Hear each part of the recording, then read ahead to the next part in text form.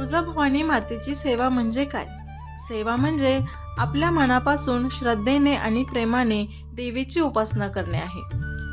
चला तर मग आज जाणून घेऊया तुळजाभवानी मातेची सेवा कशी करावी.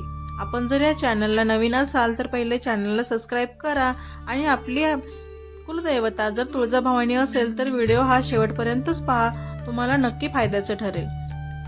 सेवा म्हणजे रोजचं पूजन, देवीचं नामस्मरण, त्यासोबतच भक्तिभावाने काम करणं आणि गरजू लोकांना मदत करणं यालाच सेवा म्हणतात. तुळजाभवानी मातेची सेवा करण्याचे काही सोपे मार्ग देखील आहेत. पहिला मार्ग म्हणजे नामस्मरणाचा. रोज सकाळी उठल्यानंतर देवीचं नाम घ्या.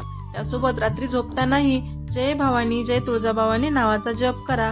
हा जप 11 वेळा 21 वेळा तुम्हाला जेवढ्या वेळा शक्य होईल तेवढ्या वेळा तुम्ही हा जप करू शकता. त्यासोबतच तुमच्या घरामध्ये देव्हाऱ्यामध्ये देवीचा फोटो किंवा त्यासाठी मूर्ती ही असायलाच पाहिजे. त्याच्यासमोर एक दिवा लावायचा आणि फूल अर्पण करायचं. त्यासोबत छोटासा नैवेद्य, साखर दुधाचा नैवेद्य दिला तरीही चालतो किंवा खीर लाडू काहीही तुम्ही अर्पण करू शकता. आणि जेव्हा वेळ असेल तेव्हा सकाळी किंवा सायंकाळी तुम्ही आरती म्हणायला विसरायचं नाही. देवीचे काही विशेष वार आहेत, म्हणजेच मंगळवार आणि शुक्रवार. त्यासोबतच नवरात्रामध्ये देखील विशेष पूजा आणि महोत्सव असतो. मंगळवारी आणि शुक्रवारच्या दिवशी संकल्प करायचा आहे. देवीला फळ, नारळ आणि हार अर्पण करायचा आहे. काही दिवस उपवास देखील करा. फळ खा, देवीचा जप करा. अभिषेक सेवा जर करायची असेल तर देवीच्या फोटोला किंवा मंदिरात दूध, पाणी आणि पंचामृताने तुम्ही अभिषेक करू शकता.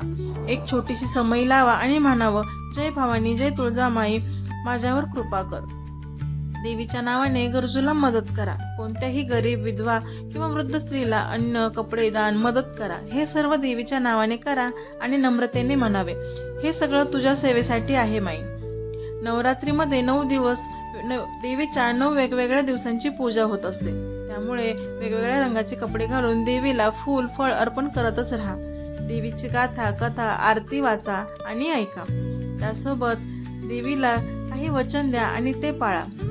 जर तुम्ही कुठल्या संकटात असाल किंवा तुमचे कार्य होत नसेल तर तुम्ही देवीला एक नवस करून पहा.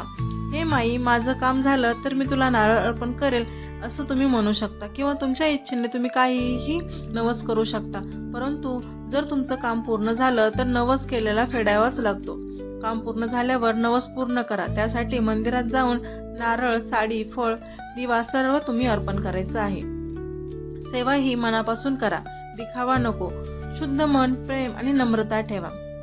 देवी आईला तुमच्या कुठल्याही तुमच्या गोष्टीची अपेक्षा नसते. फक्त गरज असते ती तुमच्या श्रद्धेची, प्रेमाची आणि नम्रतेची. गरजूंना मदत करणे हे देखील मोठं सेवा कर्मच आहे. दरवर्षी किंवा वर्षातून एकदा तरी तुमचं कुलदैवत असलेल्या तुळजापूरच्या देवीला नक्की भेट द्या.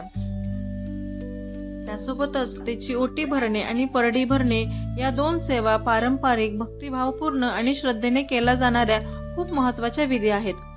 देवी म्हणजे ओटी भरणं आलंच आणि त्यासोबतच परडी भरणं आलंच.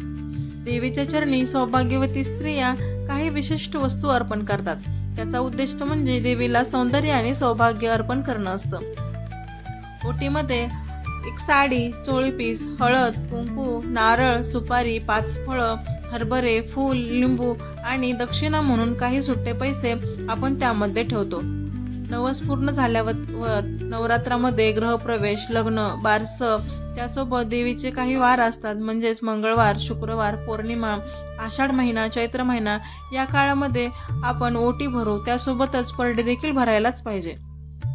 या सगळ्या वस्तू एका ताटामध्ये घेऊन देवीच्या फोटो समोर किंवा मूर्ती समोर जावे आणि हे माई, माझे नवस, माझं सौभाग्य, माझं कुटुंब तुझ्यावर सोपवते, कृपा कर अशी आईला हात जोडून प्रार्थना करावी आणि ओटी अर्पण करून आरती करावी.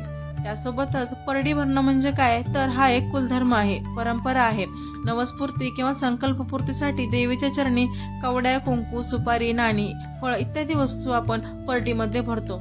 त्यासोबतच परडीमध्ये हळद, कुंकू, गोड पदार्थ, फळ, नाणं, कापडी पोत आणि धान्यामध्ये आपण बाजरीचं पीठ जे की मीठ घालून, त्यासोबत काही इतर जे धान्य असतात हे आपण परडीमध्ये भरतो. त्यासोबतच परडीमध्ये दिवा देखील लावला जातो, अगरबत्ती लावली जाते.